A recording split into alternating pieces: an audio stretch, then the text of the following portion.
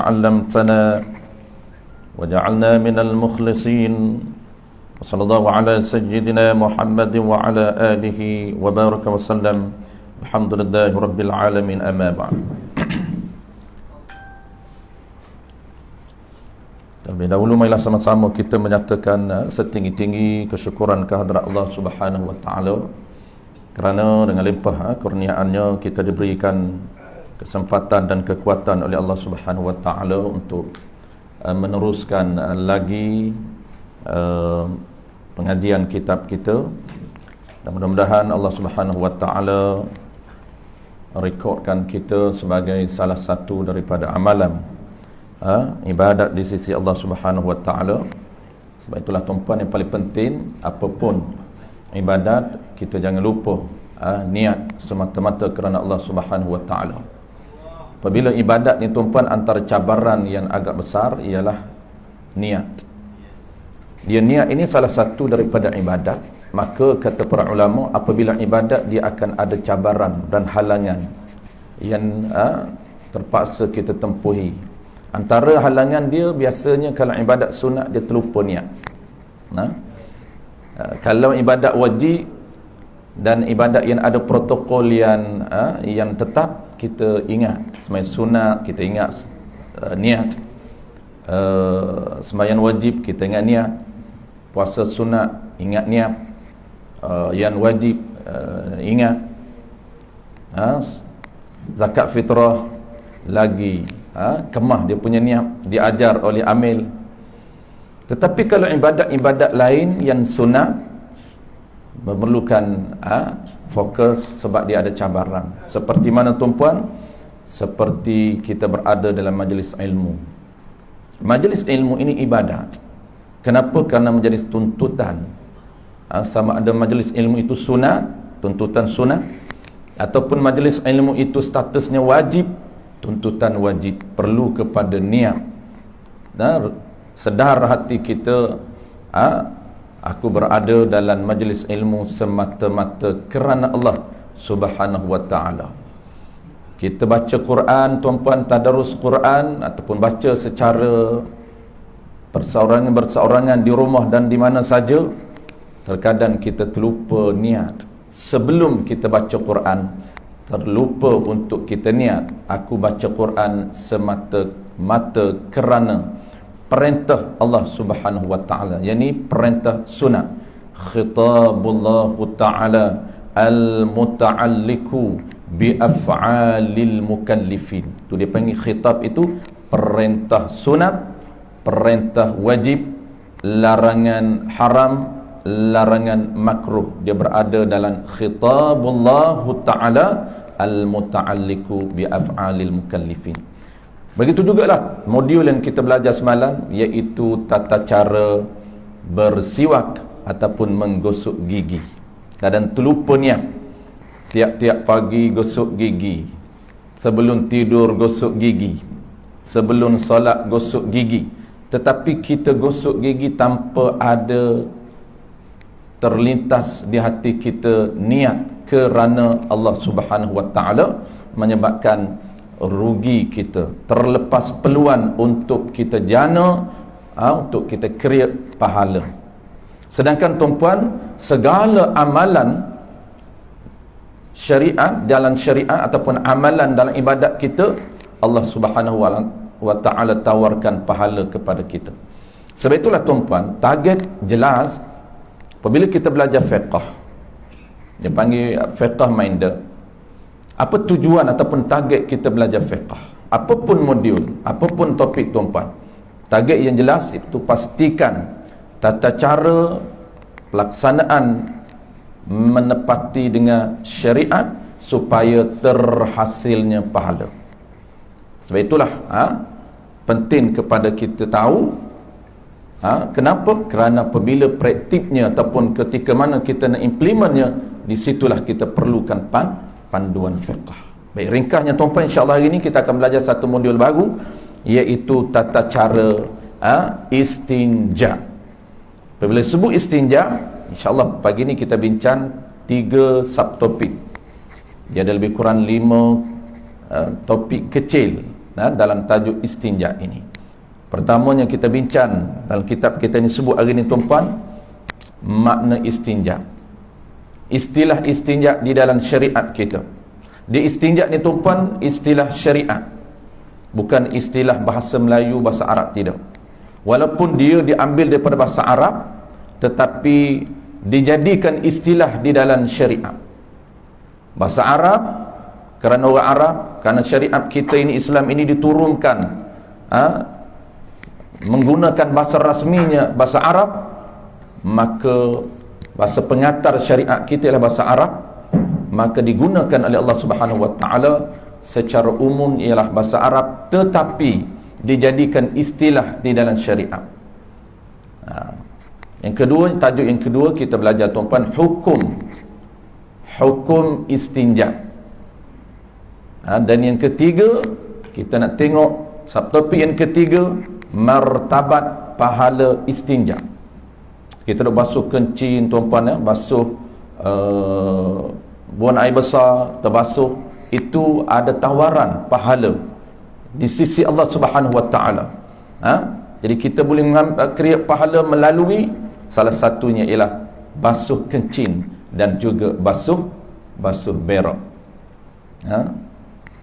Dan tajuk yang keempat, mungkin hari ni tak sempat yang keempat, iaitu keempat ni tajuk dia tuan-puan, tata cara. Cara untuk istinja yang diajarkan oleh Nabi kita, syariat Nabi kita. Jadi kita nak setting balik, yang mana nak polish balik, yang mana kurang tepat kita nak cuba tepatkan. Dari segi pelaksanaan basuh kecing, kita dah basuh lama dah tuan-puan. Mari kita cuma kitanya nak ni balik saja. Mudah aja dia kata basuh, belajar buat apa, basuh kecil, ambil paip, buka paip, bedal aja. Mudah saja. Takkan nak belajar benda simple macam ni duduk sampai setengah jam. Nak belajar basuh kecil saja. Jangan tuan-puan. Nak basuh kecil ni nak ada pahala. Basuh kecil yang ada bayaran di sisi Allah Ta'ala. Ini keadilan tuan-puan. Orang panggil apa? Keadilan dan juga rahmat Allah Ta'ala. Banyak ditawarkan kepada kita benda yang terkadang benda itu job kita, tugas kita tak berat pun, tapi bayaran pahala lumayan. Kita duduk dengar tuan-puan, ada reward, ada bayaran pahala di sisi Allah Ta'ala. Dan digandakan lagi sempena Ramadan ini. Kita buat ibadat tuan-puan, daripada makik sahur lagi ibadat.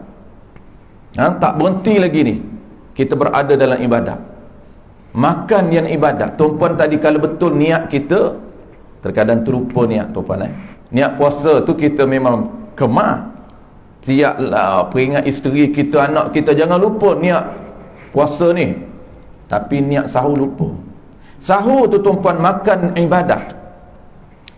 Inilah Ramadan specialnya. Biasanya pagi-pagi tuan-puan kita breakfast di kedai mamak tu, bedah kedai mamak, bukan ada pahala apa, dapat kenyang habis duit saja. Harus dia panggil makan pagi ni, harus tuan-puan. Tak makan tak haram. Dia kata kena makan ni lepas subuh ni, bukan hari ni lah, lepas Ramadan. Jom kedai mamak hari ni. Kenapa? Kena makan tak makan haram. Mana ada tak makan selamatlah bajet. Tak makan tak boleh, gastrik. Tu lain cerita. Tetapi Ramadan tuan-puan, Allah tawarkan kepada kita 2 kali makan yang direkodkan pahala. Buka puasa tuan-puan makan yang ada pahala. Bahkan siapa melambatkan makan, makruh. Lambat makan bulan Ramadan tuan-puan, makruh. Allah bagi ganjaran pahala. Makan pun ada pahala, bukan berat sangat kerja dia. Ngap ada pahala. Cuma pahala tak nampak, itu yang masalah kan. Pahala ada tuan-puan, dia status pahala. Saya selalu sebut tuan-puan, ulama bincang status thawab ni. Nabi kata, man dalla 'alal khair falahu mithlu ajruh kafa'ili. Ajruh tu dipanggil pahala, tapi dalam bahasa fiqh dia panggil thawabun. Pahala ni tuan-puan, dia ada status, dia ada, tetapi dia berada di alam lain. Apabila dia tak berada di alam sama, kita alam musyahadah, alam boleh dikesan dengan mata, dengan panca indera. Mata boleh tengok, telinga boleh dengar, pencium, hidung boleh cium, dan sentuhan. Itu dipanggil alam dunia. Tetapi pahala dia berada di alam lain. Yang nama dia alam akhirat. Alam akhirat ada 4 fasal tuan-tuan. Alam akhirat ada 4 fasal. Fasal pertama alam barzakh, fasal kedua alam mahsyar, fasal ketiga titian sirat, fasal keempat syurga ataupun neraka. Dia bertukar alam, pahala terus Allah bagi nampak. Kenapa? Kerana statusnya ada. Dia boleh nampak pahala, dia boleh cium pahala. Wangi aroma pahala ni bertukar alam tuan-tuan. Allah buka hijab hidung roh kita. Ni jasad ni tak ada apa dah tuan-tuan. Bukan hidung ni dah akan cium pahala, bukan mata ni dah yang akan nampak pahala. Tidak, iaitu roh kita, mata roh kita yang akan tengok pahala. Sebab itu sekarang ni Allah Ta'ala tak bagi nampak supaya komitmen kita berdasar kepada kepercayaan dan keyakinan kepada Allah. Kita percaya Allah tawar pahala, kita percaya ada betul pahala ini walaupun tak nampak. Kita tu apa, kita iklan tu kita ringkas-ringkaskan, kita terus kepada tajuk kita. Kalau iklan lebih tuan-tuan, dia tajuk tu dia akan rugilah. Sebab kita masa kena sharp. Kalau tak sharp lebih sikit tu biasalah, itu curi masa tuan-tuan yang halal. Ada curi yang halal. Baik, kita terus kepada istinja tuan-tuan. Istinja nak create pahala melalui basuh kencing, basuh begok. Istinja ni tuan-tuan makna dia dulu. Ini istilah syarak. Macam tuan-tuan guna solat, itu istilah syarak. Zakat istilah syarak. Siyam, puasa istilah syarak. Sahur itu istilah syarak. Iftar, buka, itu syarak. Sebab apa? Istilah syarak ini dia ibadat. Iftar, buka puasa ibadat. Sahur ibadat. Siam itu sendiri ibadat. Maka dia ada terma di sisi syarak. Kita nak tahu terma gini tuan-tuan, istinja yang jarang orang guna terma ni. Apa maksud istinja? Baik, kita baca kitab dulu, kemudian kita buat rumusan apa yang kita bahasa kita untuk mudah kita faham. Qala al-musannif rahimahullahu subhanahu wa ta'ala. Istinja, babul istinja, fasal pada menyatakan peraturan bersuci ataupun peraturan menghilangkan kotoran kencing dan juga najis ataupun kita panggil berok. Sedap panggil berok lagi tuan-tuan. Kalau qada hajat ni tak berapa feeling sangatlah. Kan? Sorry lah kalau tuan-tuan kata pengotor bahasa ustaz. Sebab kalau dia bahasa kitab panggil istinja, bahasa tuan-tuan dia panggil kencing dan qada hajat kan. Qada hajat bahasa Arab kita panggil apa? Buang air besar kan. Buang air besar. Tapi buang air besar tu tak berapa feeling lagi. Kena begok juga. Begok tu, okey ustaz, tahu. Nak belajar bahasa begok rupanya. Jadi clear lah kan. Duk main istinja tu yang mengantuk tu. Dia tak tahu apa istinja. Kalau sebut tu teram lah, dia kata kalau begok sebut begok ustaz, dia duk main berlapik-lapik lah. Baik, istinja itu bahasa Arab. Asal maknanya daripada bahasa Arab, bukan bahasa syarak tuan-tuan. Dia ada dua bahasa, Arab dan syarak lain. Bahasa asal maknanya, makna istinja dari sudut linguistik ni melepaskan diri daripada benda yang mengganggu. Kita tak faham. Sebab itu bahasa Arab. Ataupun daripada geli ataupun daripada merusinkan. Baik. Maksudnya di sini ialah bercibuk. Ni kita orang Melayu kita tu apa ni, kita orang Johor Bahru. Bercibuk dia kata. Cibuk. Okay, tuan-puan ni bahasa dia lah ni, bukan bahasa kita bercibuk. Okey, bahasa kita apa? Istinja pada istilah syarak tuan-puan dalam kitab Arab disebut izalatul khariji najasi, izalatul khariji an-najasi al-mulawwithi bima'a al-mulawwisi minal farji anil farji bima'in au hajarin. Maksud dia apa tuan-puan? Menghilangkan najis yang keluar melalui faraj. Maksud keluar melalui faraj, apa saja yang keluar melalui faraj, itu yang kita nak sucikan. Menghilangkan najis, ataupun dalam kitab di umum, menghilangkan sesuatu,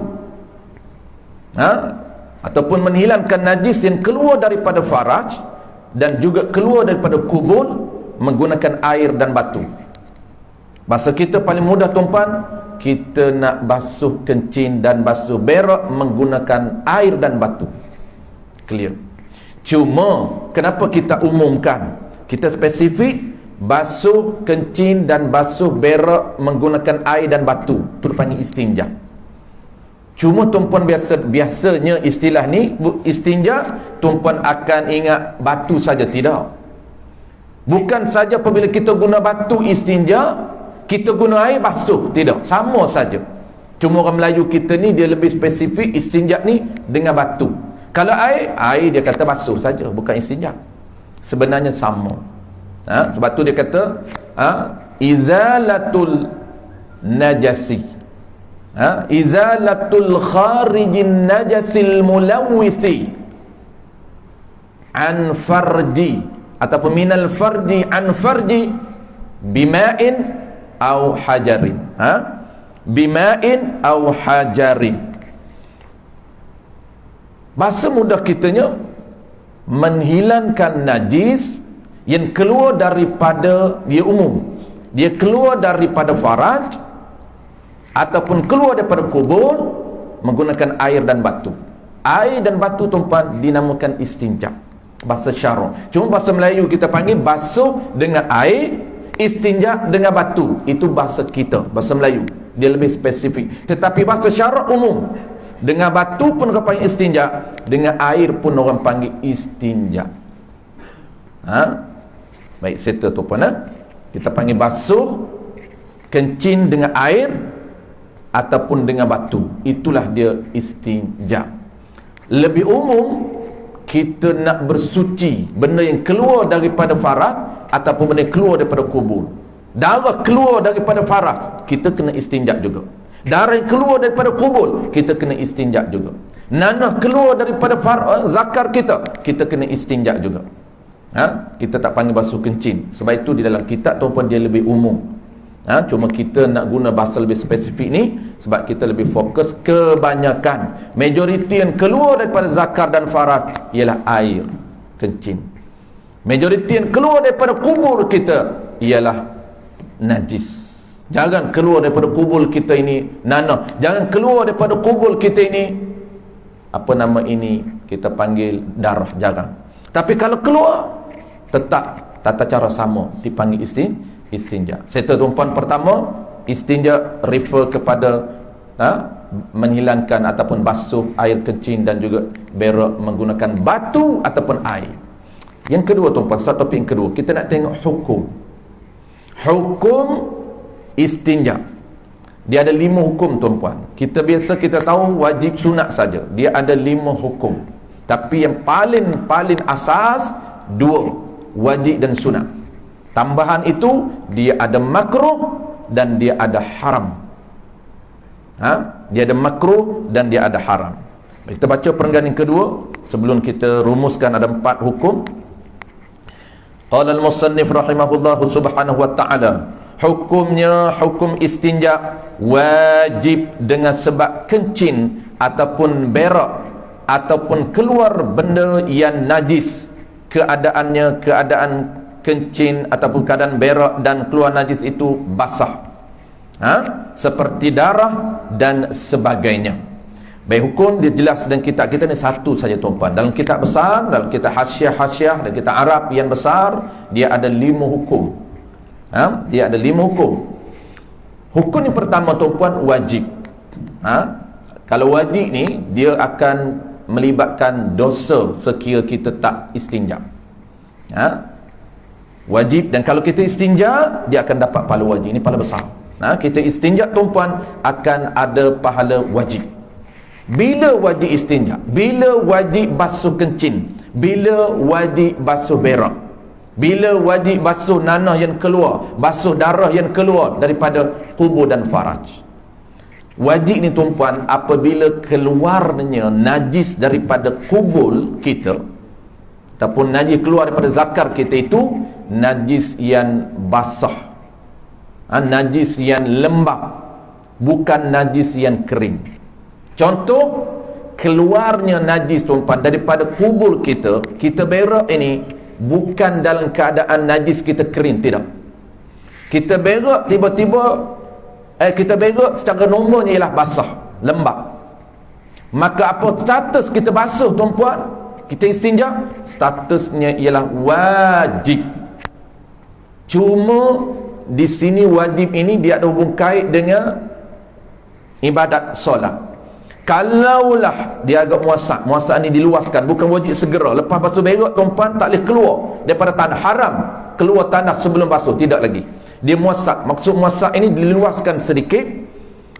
Kalaulah kita berak itu sebelum mendirikan ibadat, maka status dia wajib segera. Kenapa? Kerana selepas kita berak, kita nak terus solat. Ketika itu wajib segera. Kalaulah kita tak nak mendirikan solat, tak nak masuk masjid dan sebagainya, tak nak buat ibadat, wajib tetap wajib, tapi tak segera. Boleh delay tuan-puan. Bukan maknanya orang yang berak ni dia tak boleh keluar daripada tandas. Kenapa? Kerana wajib segera dia basuh. Tak boleh keluar ambil air, nak kena tandas tak ada air, tuan-puan dia berak dulu bocek tandas, kacau.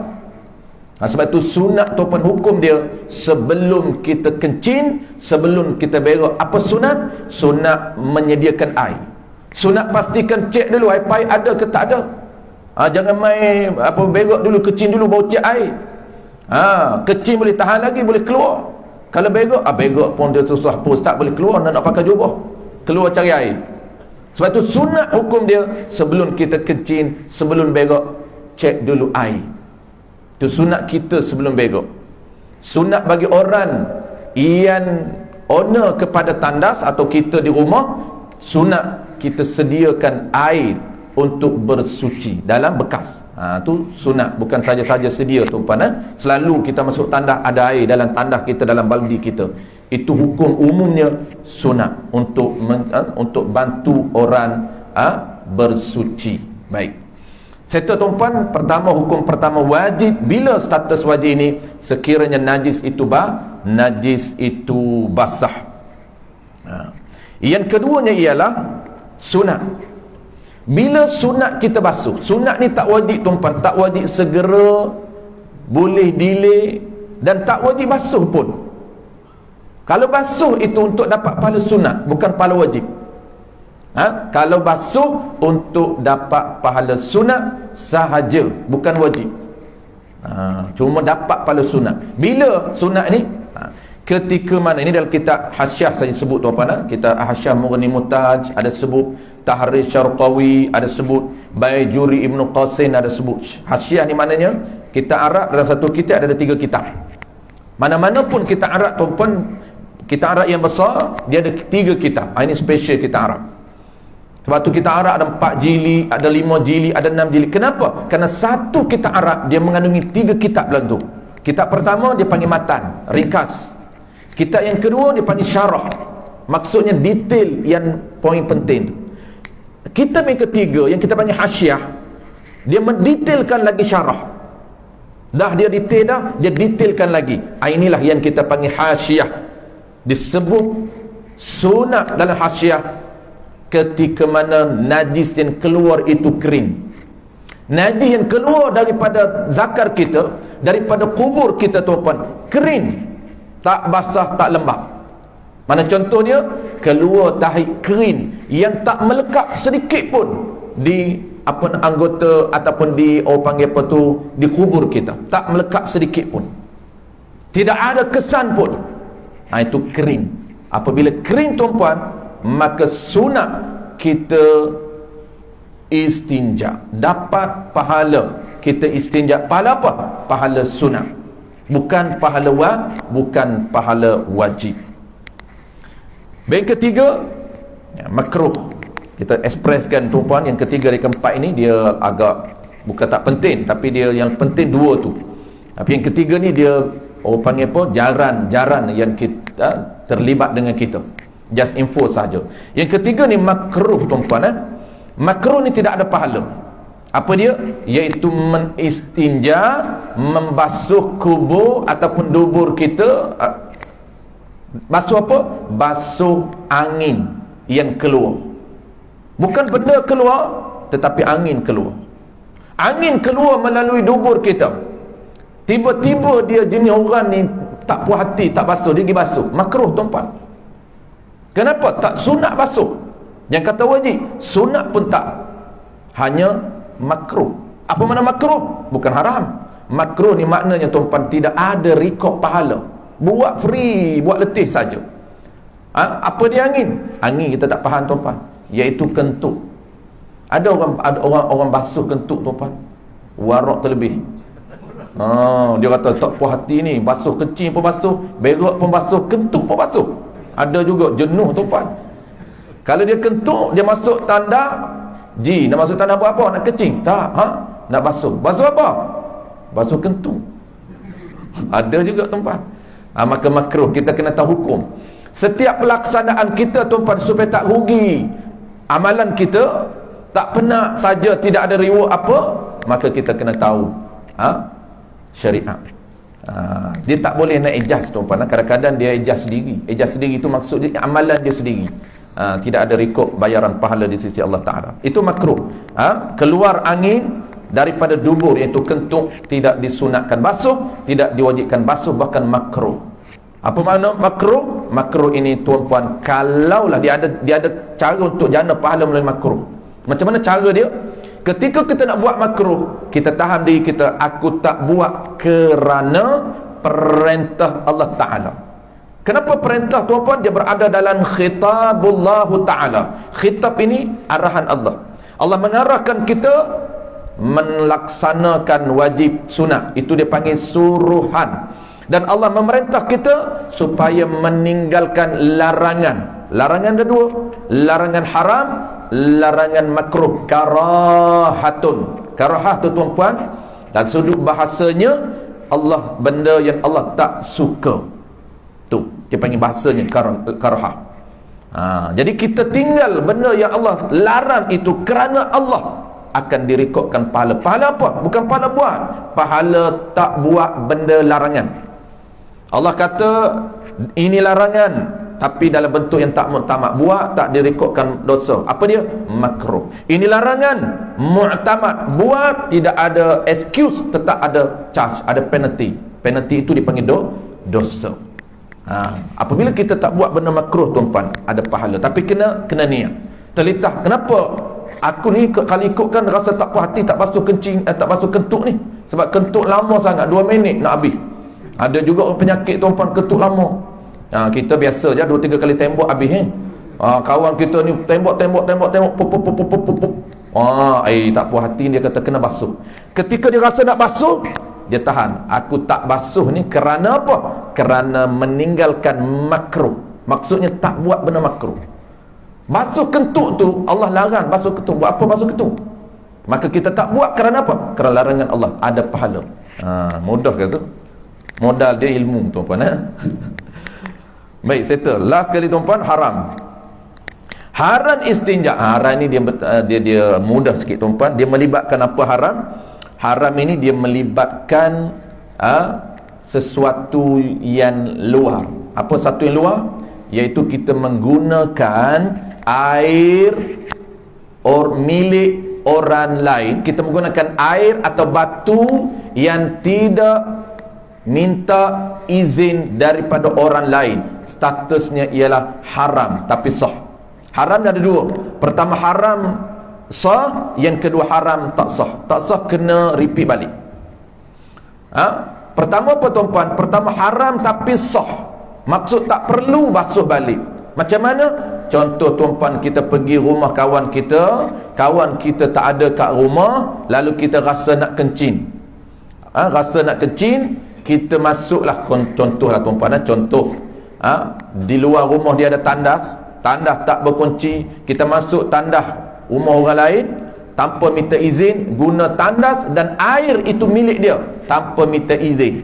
Kita dah belajar muamalat, maka penggunaan air tanpa minta izin statusnya haram dan sah.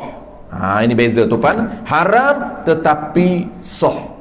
Cuma tuan-puan, kita dah belajar dalam muamalah, haram yang sah ini tidak ada pahala.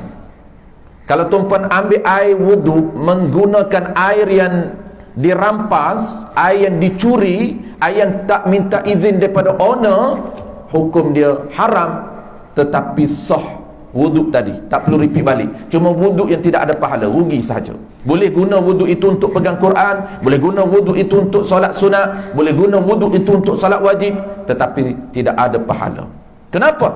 Kerana larangan Allah Ta'ala menggunakan harta milik orang lain. Settle tuan-tuan. Satu lagi, haram tak sah. Macam mana haram tak sah? Menggunakan istinja dengan batu, tetapi batu itu ataupun benda yang seumpama batu yang tidak di-approve di sisi syarak. Kita akan belajar bulan depan tuan-tuan. Apa dia? Alat, dia ada 3 alat. Kita biasa dengar batu saja. Dia ada selain daripada batu, ada yang ketiga. Kita boleh guna benda lain selain daripada batu. Dia panggil pertama air, yang kedua batu, alat yang ketiganya ialah benda yang menepati dengan ciri batu. Kita boleh guna tisu, kain, daun, kulit kayu, kita boleh guna benda yang menepati ciri-ciri seperti batu. Contoh tuan-puan, kita menggunakan benda yang keras seperti batu tetapi tidak di-approve oleh syarak. Apa dia? Makanan manusia. Kita guna contohlah roti kering kerah. Kita kata ni roti kering ni, kerah ni menepati ciri batu. Dia keras, dia boleh menghilangkan najis. Maka kita ambil roti kering tu. Kalau tempat saya, sorry tuan-puan, tempat saya dia panggil roti Bengali. Sorry lah tuan-puan yang Bengali, bukan nak kata hina Bengali dah. Tempat saya hebat Bengali ni. Roti Bengali tu orang boleh baling tak patah. Roti ni tuan-puan, orang cecah dengan, kalau tempat saya nak kopi, orang tua minum kopi, cun lah, cecah roti Bengali kan. Roti Bengali tuan-puan, karate berapa tahun. Kerah, ya, boleh tak berguna untuk istinja? Tonyoh hati zakar kita, tak ada air ni, dia kata roti ada, air tak ada, daun tak ada, tisu tak ada, apa pun tak ada. Yang ada roti saja. Hantam sajalah, dia kata. Tak boleh tuan-puan, haram, lagi tak sah. Kenapa? Kerana ini alat yang dihormati oleh syarak. Kita akan belajar bulan depan tuan-puan. Ada 3 alat. Alat yang keempat ini dia ada pengecualian. Maksud dia, ada alat yang dihormati oleh syarak tidak dibenarkan.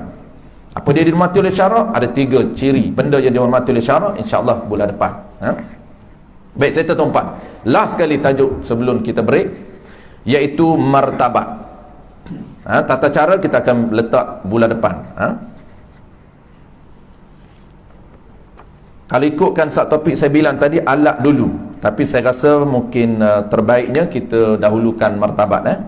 Alat kita letak bulan depan. Sebab kita tu alat buat bercibuk itu ialah air atau batu atau benda yang seperti batu. Baik, yang tu tuan-puan kita akan sambung bulan depan. Last kali saya sebut yang tidak ada dalam kitab kita ini, iaitu topik yang ketiganya adalah martabat pahala istinja.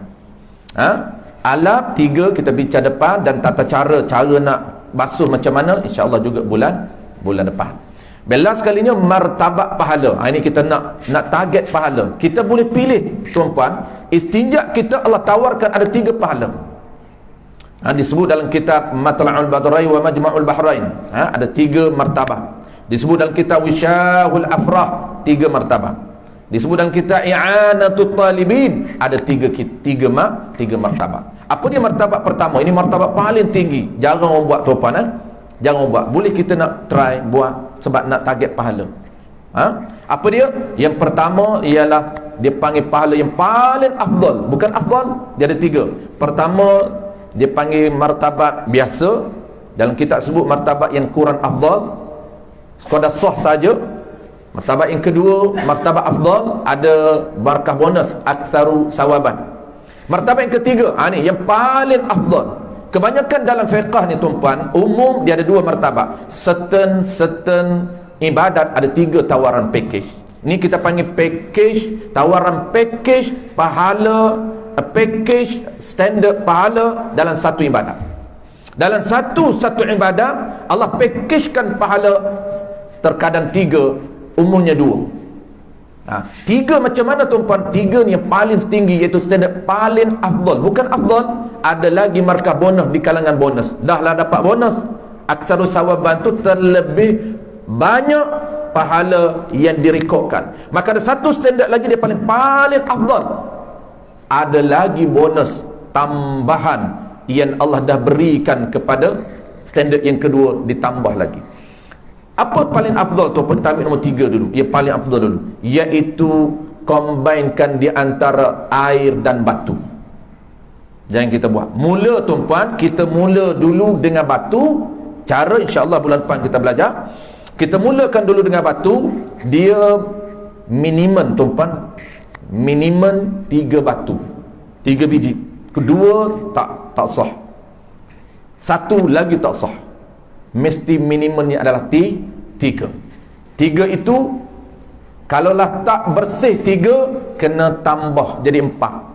Apabila tambah jadi 4 dah bersih, sunat ganjil, dapat pahala sunat. Kalau yang untuk sah 4 dah sah, kerana suci dah habis dah kesan-kesan najis, maka tambah sunat digasal, diganjilkan jadi 4. Jadi paling angka paling kurang, sekurang-kurang sah untuk istinja 3 biji batu, ataupun 3 sebiji batu, 3 penjuru. Batu tuan-puan, kita ambil batu yang ada penjuru, satu saja batu tapi penjurunya 3, boleh. Umumnya tuan-puan, hari ni just nak sebut saja tata cara bulan depan. Pertama, kita guna batu dulu, settle batu, kemudian ambil air, combinekan dengan batu dan air, ataupun tisu. Sama, kita akan belajar, bukan batu saja, tisu pun boleh. Rumah kita sediakan tisu yang bukan lembut tuan-puan, bukan tisu muka, bukan tisu yang kesak, tisu untuk basuh apa, tisu di tandah kita panggil, tisu tandah. Kita apabila sebut tisu, dia kata tak puas hati, dia kata ini style apa ni, bukan cara kita ni. Masuk tandah ada tisu ni tuan-puan, ini cara yang cara orang apa, non muslim kan. Sebut Cina, bukan Cina saja. Dia kata bukan Cina saja tak basuh berak ustaz. Dia orang bukan tak basuh berak tuan-puan, dia orang istinja. Istinja dengan tisu, dia tak basuh, dia ambil level ketiga. Dia ada level dia juga. Cumanya tak jadi ibadat lah. Ini jadi dia punya, orang panggil budaya dia lah. Pergi di Jepun kan, tuan-puan sampai di Jepun, Datuk dah sampai di Jepun kan. Di Jepun mana ada, saya tak sampai lagi. Pensyarah saya tu duk cerita, dia khidmat di Jepun 10 tahun. Dia kata siapa pergi di Jepun, ni dia unik sikit kan. Dia bukan ada air. Ada apa? Tisu. Air tak ada. Dia orang memang tak istinja dengan air, dia orang guna tisu. Apa? Adakah boleh? Dia boleh, kita guna tisu. Ini martabat yang ketiga. Baik, serta tuan-puan, martabat pertama yang paling afdal, tisu dulu, hantam dengan tisu, kemudian baru ambil air, spray. Dan yang kedua tuan-puan, ini martabat yang kedua yang afdal kita. Apa dia? Menggunakan air sahaja tanpa batu. Martabat yang kedua. Maknanya tuan-puan, buat sekarang ini berada pada martabat yang kedua. Apa dia? Afdal. Dah dapat rekod pahala tambahan. Syarat kita tahu. Dan last sekali tuan-puan, martabat yang kurang afdal, sekadar sah sahaja. Apa dia? Menggunakan batu, ataupun pada makna batu tanpa menggunakan air. Apa dia? Istinja menggunakan batu, tisu dan sebagainya. Boleh ke tidak?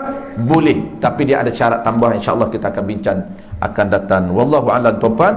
InsyaAllah bulan depan kita akan sambung alat untuk bersuci dan juga tata cara bersuci, dan dia ada terma dia tuan-puan. Ada 3 tajuk kita cover bulan depan. Dia ada terma dia panggil 4 ataupun 8 syarat dalam kitab kita ini. 8 syarat untuk kita menggunakan batu. Dia bukan semua boleh guna batu tuan-puan. Ada yang tak dibenarkan batu, just air. Tu kita kena tahu syarat dia. Orang cerek-berek tak boleh guna batu, mesti guna air. Itu kita nak tahu apa term of condition guna batu. Sungguh pun alat ada 3, tapi bukan makna umum. Dia kena tengok juga terma dia. Terma air okey, tapi paling payah batu. Sebab batu, orang yang cerek-berek awal tak boleh guna batu. Dia tembok sampai keluar tak boleh. Memang wajib guna air saja. Jangan tuan-puan rasa hari ni simple je kita belajar tata cara, belum lagi dah nak buat dah. Kutip batu kejap lagi dia. Balik-balik kena ceret beret. Dia hantam dengan batu. Jangan lagi baji tak belajar habis lagi. Jadi kena complete dulu baru boleh beramal. Wallahu a'lam. Bismillahirrahmanirrahim. Alhamdulillahirabbil alamin wassalatu wassalamu ala asyrafil anbiya'i wal mursalin wa ala alihi wa ashabihi ajma'in. Allahumma inna nas'aluka ridhaka wal jannah wa na'udzu bika min sakhatika wan nar. Allahumma innaka 'afuwwun karim tuhibbul 'afwa fa'fu 'anna wa an walidina wa an jami'il muslimina wal muslimat برحمتك يا أرحم الراحمين. اللهم ارزقنا من ليلة القدر لهذه السنة وكل ربنا آتنا في الدنيا حسنة وفي الآخرة حسنة وقنا عذاب النار. وصلى الله على سيدنا محمد وعلى آله وبارك وسلم. الحمد لله رب العالمين.